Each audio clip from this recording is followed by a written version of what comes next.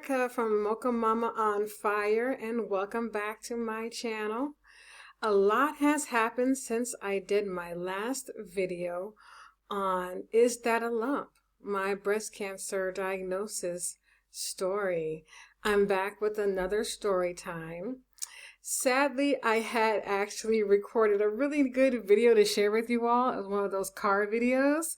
And unfortunately, it had no volume. You know, I was hurt. But here I am now back with a new video. I checked the volume to make sure that it's working. I had to do a double check just to make sure it's working, and it is working. So, at the end of my last video, I made mention that the lump was determined from the mammogram to have been breast cancer. I then I had to come back and do a biopsy on that site that was found in the mammogram and MRI to find out the type of cancer it was, the stage, the grade, and all of those types of information that's critical in knowing how to best treat the type of cancer you may have. And so now I'm going to share with you what the pathology was found in that biopsy. So the biopsy determined the type of cancer that I had in my left breast is called an invasive ductal carcinoma. Okay, so that's the type I've had. The grade of the cancer was a grade 2B. With a 2B, a reason why I got a B, my doctor shares, because it had spread to my lymph nodes in my left axilla or underarm armpit area. One of my lymph nodes were shown to be enlarged, abnormal, and had cancer cells within it. So that part was considered metastatic breast cancer. So that was the overall diagnosis type that I was given the two cancer tumors that were less than a centimeter in size was found in my left breast. And then again, my lymph node was also enlarged, and they consider that to be metastatic. Cancer had spread to my lymph node. So with that initial diagnosis from the MRI, not the MRI, but the mammogram and the ultrasound, they then recommended I go to an MRI, because an MRI scan is actually able to see even more in depth into your breast and your underarm area to identify as any other tumors that were not found in the mammogram and the ultrasound. Because unfortunately, the mammogram doesn't catch everything. I mean, how they were able to see the other tumor that I had was through ultrasound only. They noticed something in the mammogram, but they couldn't see the total depth. And that's where I had to go and get the ultrasound done as well to find those cancer tumors. So when we did the MRI scan, unfortunately, they found two more breast tumors, thankfully in my left side. So my right side is cancer-free. There's nothing there on my right side. Praise God for that. But within my left breast now, they had found four breast tumors that were a centimeter in size. They considered that to be somewhat aggressive, and things were rapidly changing in the breast because the MRI was done about 2 weeks, 2.5 weeks after my initial mammogram was done for those results. So to see that the first mammogram showed only 2, then within a possible 3-week period, now we see 2 more there that's now showing. So definitely that raised some concern. But the oncologist told me the grade was 2B.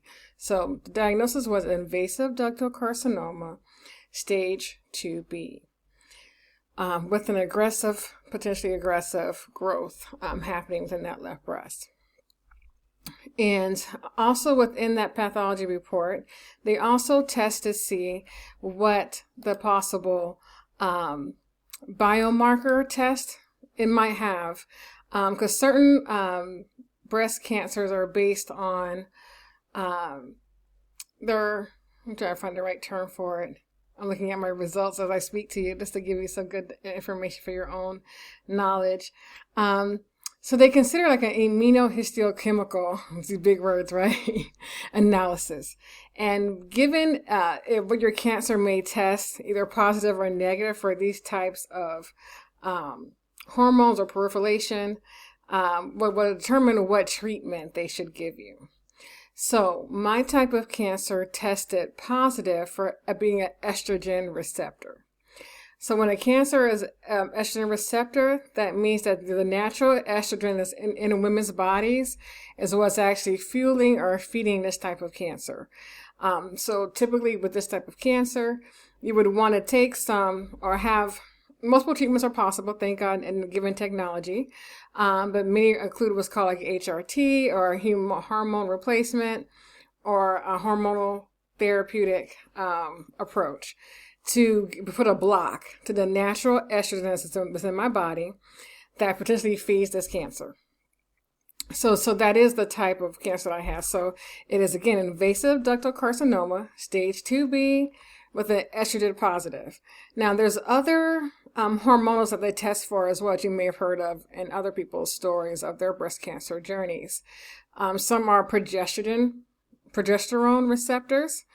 Also may have heard of HER2. And so for me, I was negative for HER2. I was negative for progesterone, but positive for estrogen in regards to this type of cancer that was found within me. And then there's also what's called like a proliferation marker, which I thought was very fascinating, which speaks to the saying that the potential growth of the type of cancer that I had. So the one that I have, it said it was growing a proliferation of 60%. And that was really shown in that how in my initial scoring or my initial mammogram, we saw 2, but then within 3 weeks, it had increased pretty much 60% by seeing the 2 more tumors presenting itself there. And so my doctor team, and looking at the results of the pathology to date from the biopsy, and noticing that thankfully we did a full body scan as well of my chest, my lungs, my organs, all those things they checked out. Thankfully, everything was well and healthy on every part of my other organs of my body. Cancer was only present in my left breast and my left underarm. So my team of surgeons, my oncologists, and those were the 2 I was really working with. Yes, the team is larger, as I shared. We have a social worker as well. I met with the radiologist, oncologist, the nurse course navigator. I met with so many great people there at the Colon Cancer Center that I can't give them enough praise for how they really made me aware of what's going on with this, what my options are, and just the treatment I'm going to share with you now that I'm on this other side post the initial treatment that was decided for me. So they decided that I'm a good candidate for just surgery first. And then based on the mammal print of the cancer within my breast and my underarm, that may determine if I am a good candidate for ongoing chemotherapy if needed or radiation if needed. But given that how my cancer was concentrated, thankfully, and the grade, they really believe that surgery may just be all that I need to get the cancer out of my body. And we go from there. So given that initial treatment plan being surgery first, that's what we did. And like I said, the previous video I did that pre-surgery because I wanted to share with you that. But I'm now coming to you actually one day post-surgery. So this to mark it down for the history. Today is February 23rd, 2024. And I had what we decided to do, given my diagnosis and surgery being the option. When I first heard that was in January, that surgery should be my first option as far as treatment. And then we go from there based on the results from the mammal print. So when you think, okay, surgery, there's so many options right along with that surgery. And even that can be overwhelming. This was not my first time having anesthesia or going through a surgery. I've had surgeries in the past, but nothing to this extent where it's truly going to change my body, and everything. And it's cancer. Like just hearing the word cancer can be fearful. A friend who I recently learned who was diagnosed with cancer and going through her own battle, or past her battle now, what was her option was when she heard her diagnosis. In her experience, she had also one side or one breast that had the cancer, the other did not. But she leaned toward doing the bilateral mastectomy. Now, what that is where you remove both breasts, even though one may not have cancer, but you do it for preventative purposes. So she removed both breasts, had implants implanted at the same time of that. So that way she had this one surgery. So she had a double mastectomy with implants done at the same time. Now, my initial thought when I heard surgery for me was to do initially a lumpectomy when it was only 2 tumors that were less than a centimeter each. That was the plan, to do a lumpectomy. The 2 other ones, so now there's 4 tumors in this breast. I was like, let's take the whole bang, let's take the whole boob, and let's go. So to pick up where I left off there, I had a little technical difficulty, but where I was ending before that was that I decided to take the whole boob, right? Because there was 4 tumors inside that left breast. And so initially it was going to be a lumpectomy. Now we decided to go and do a full mastectomy of that left breast. And given what I've heard from others and this weighing options for me, I decided to do a single mastectomy. So I did not decide to remove both breasts. And so once I made the decision to do a single mastectomy, I then had to weigh the option of, well, how do I want to do breast reconstruction? Do I want to remain flat, get a prosthetic, have a little stuffing there for a bra, or do I want to get implants? There's so many options there, and I'm thankful that we are in a time in a society where we do have so many options. And I initially led to let's do an implant on the left and then do a breast reduction and lift to my right as a part of my reconstruction. So I met with a plastic surgeon to discuss that initial plan of doing an implant and then a lift to my right. But when I began to learn more about the implants, is that implants was not a single surgery either. Typically, every 10 years, those who have implants may have to get them replaced, right? And so like, do I want to go through that? And also too, a new method, or at least it's new to me, is that how implants are now implanted. So for some reason, I thought implants just went on top of the skin of, your chest wall or whatnot. No, at least not for breast cancer reconstruction. They put in what's called like a spacer in between your chest and muscle to actually expand your chest muscle. And then they put the implant underneath your muscle. They mentioned that they do that as a way to just protect it for puncture and all those things. But it is definitely a process. It can be painful for some. And again, it has to be replaced in 10 years. So is that something that I really want to do? After weighing my thoughts, I decided not to. And thankfully, as I just learned more about other options, I learned of the surgical option for breast reconstruction known as deep flat reconstruction. Flap, I think it is. It's like DEIP, flap reconstruction. With that, they take fat from your abdomen, which I got plenty of, to make a breast and reconstruct and reform your chest there. And so with that option, you're actually kind of getting 3 things, at least for me, it would be 3 things out of it. You'll get pretty much a tummy tuck out of it, because they're taking your fat from your abdomen. They'll place that in your chest. And then for me, on my right side, I want to get a reduction and lift. So that to me is a whole big mommy makeover opportunity for me. And they actually say that type of surgery, it ends up lasting longer for many women. In a sense of not having to need an implant and things. It's more natural and feel because it's still your body, your fat. It's more receptive to your body as far as like the cells. It's not a foreign entity being in your body that your body may want to fight against, because that's a possible occurrence with implants. Your body may reject it and not agree with it. So it's so many things to consider with that. So once I came to peace of what my reconstruction plan would be for my breast surgery, I was ready for it. So initially, my doctor had me scheduled to do my single mastectomy on January 29th. 2024, but I wasn't ready. And I wasn't ready because I didn't have a full picture plan of what I was going to do post. Because sometimes, often, depending on what you decide to do for your breast reconstruction, that can be the beginning seed planted or done at that single mastectomy.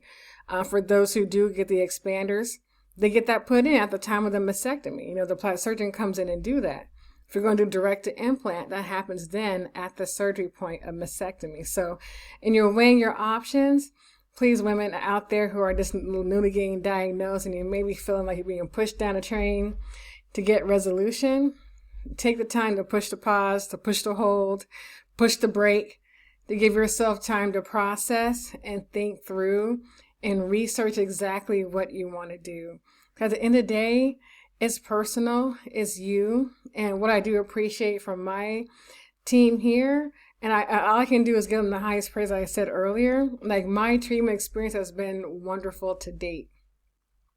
My doctor was understanding.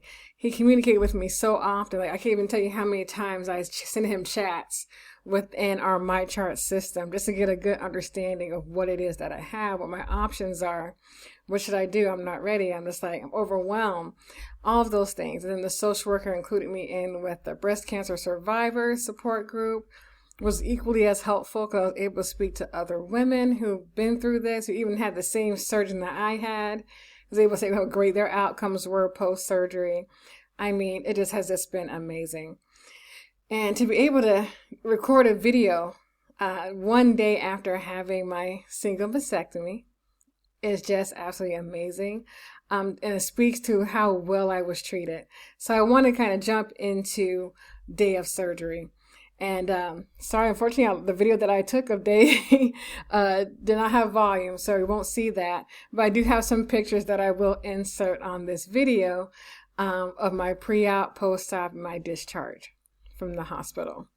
But from the door, when I walked in, I was greeted well from the Moses Cone Surgery Center. This is in Greensboro, North Carolina. I told them that I was going to create this video and I'm going to give them a plug because the nurses and the doctors there are absolutely phenomenal. The admin staff, phenomenal. So when I walked in, my surgery was scheduled for 10. I had to arrive at 8. I got there at 8:10 and they were already calling for me. I was like, oh, I'm sorry, I'm here. But we are here. And just to give you prior to that, my doctor had called me just to see how I am and if I'm prepared. The anesthesiologist called me directly to see how I feel, to ask the questions beforehand about my past experiences with anesthesia and all those things. They gave me, of course, a certain soap you have to wash your body with prior to surgery. It's an antibacterial soap to make sure that, your body is good and clean from germs. They also gave me this certain kind of Gatorade to drink about 4 hours prior to surgery. That's supposed to help with the waning off of the anesthesia and supposed to help with your blood sugar and things like that. So I drank that prior to coming in at 8 o'clock for my procedure. So I get there, I check in, within 5 minutes they call me back to the pre-op area. The nurses there, so welcoming, so sweet, and just gentle. And for someone like me, I'm a plus size woman, it can be hard to find my veins in my body.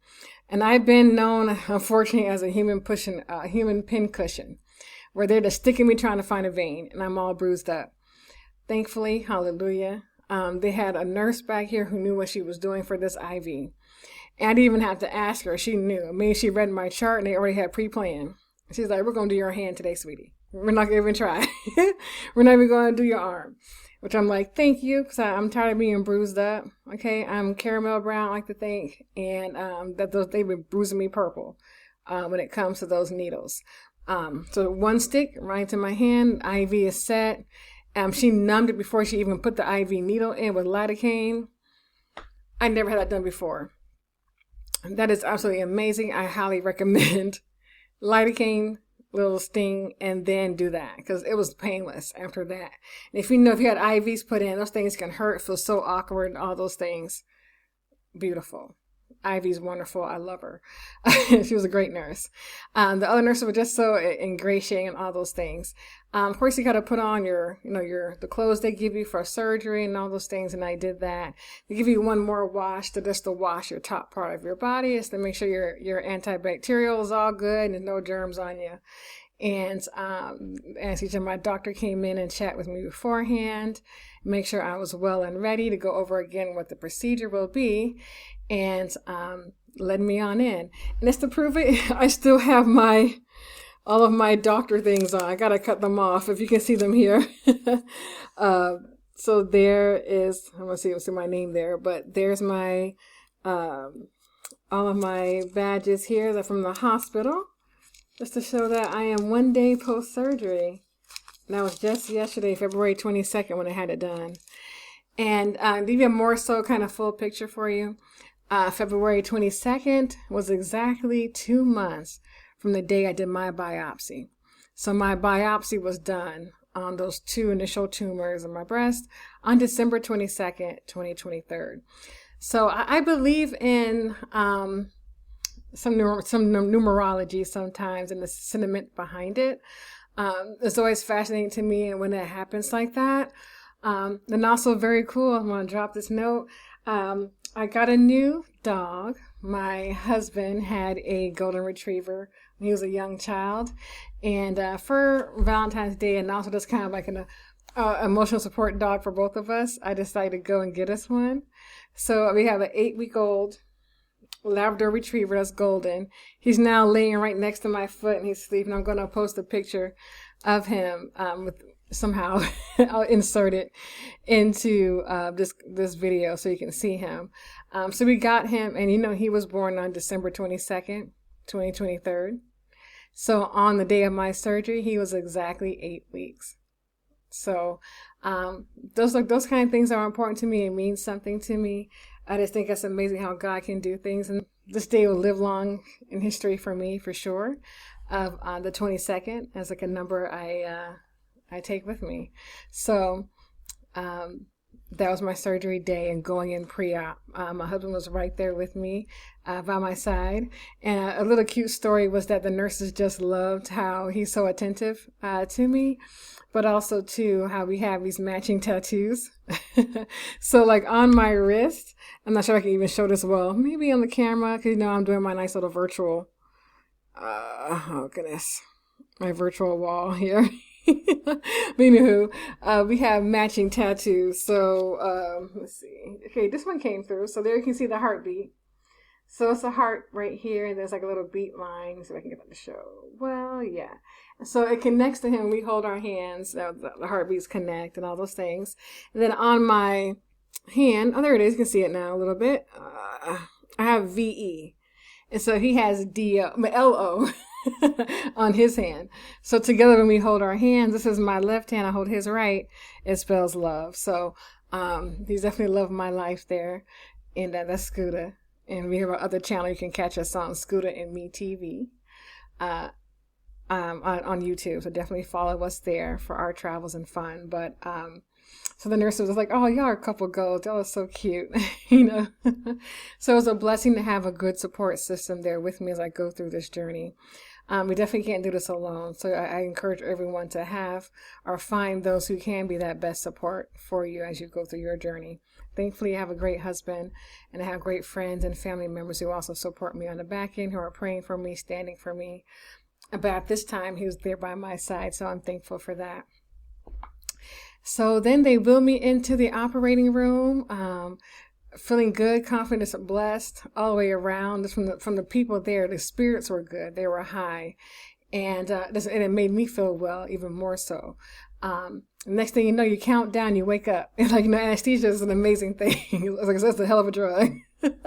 So next thing I knew, I woke up, I'm in recovery. And thankfully, the pain that I was expecting or anticipating that could be there, it was not. They put in a good nerve block into my breast area, chest, wherever else. So I didn't feel anything there as far as pain from my breast. Only place where I had pain or uncomfort or discomfort was the under the arm from the lymph node surgery, because they have to put a drain in there to drain out any of the fluids. And that's going to be about a week or two. And so we're going through that, the changing of it and all that. But that's really the only area where I have pain and discomfort. I can put ice packs, and I have like a little ice pack on it now on my actual chest and my underarm to try to minimize that pain and things. But really, I was been taking Tylenol in the hospital. They gave me oxycodone one time. And I took some on an empty stomach. So once I did start to eat, and blah, I threw that all up. But then I was able to finish eating. I felt better. And taking Tylenol for the rest of the time. And because of the recovery was going so well, and I was able to go to the bathroom, I'm moving as I need to go. And I actually, thankfully, and that's why I only want to do one side. I can't imagine had I done the bilateral, the both. I feel like I would have been overwhelmed. I would have been too tired.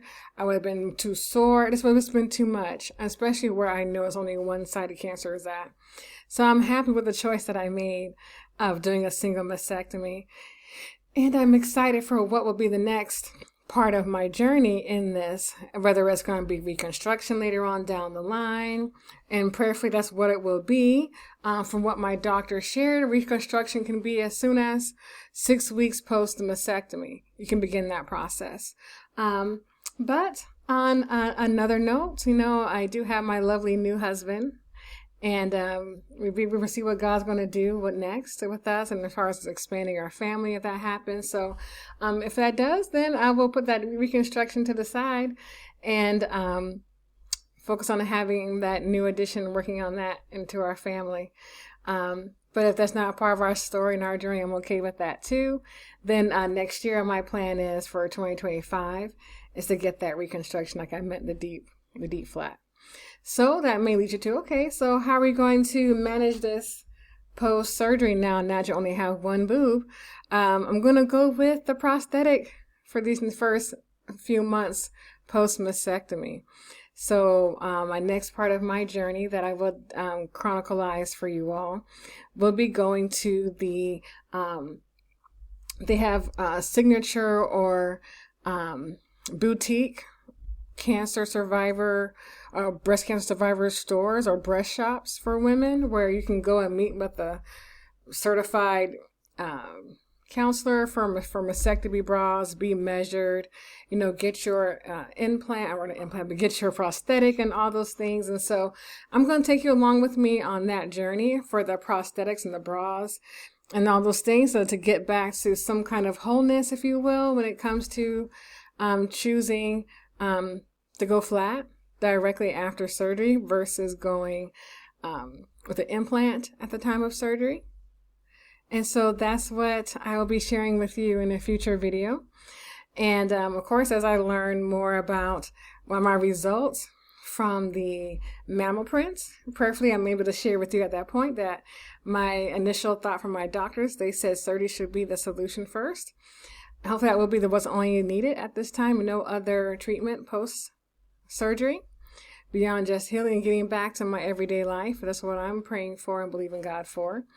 And so that's what we hope it will be. And I'm a woman of faith, if you haven't noticed already, and I believe that we have what we say. So that's what I'm speaking forward as far as my testimony to be, is that it will be just surgery was needed to remove the cancer that was in my body. And then I'm going to go forward and make the different life changes when it comes to my eating and dieting to help get better in line with my overall holistic health. I want to share that part of my journey with you too, as I go down the path of weight loss and different things too, to live a more optimal life. As you may have heard in other videos too, there's several cancer fighting diets that's been promoted out there as well. So I'm going to begin to incorporate some of those foods and things into my diet to help make that change for going forward. So that's what I'm believing. I'm looking forward to sharing those parts with you in my journey to come. But to conclude this video, I want to let you know again, this was the choice that I made for my breast cancer diagnosis and treatment, was to lean into surgery first and then make those life changes post. And as things develop, I'll share it with you. But as always, take care of yourself, love yourself, love those around you. And of course, God is love, and let him be the one leading you in your life. So until our next video, have a wonderful and blessed day. Bye.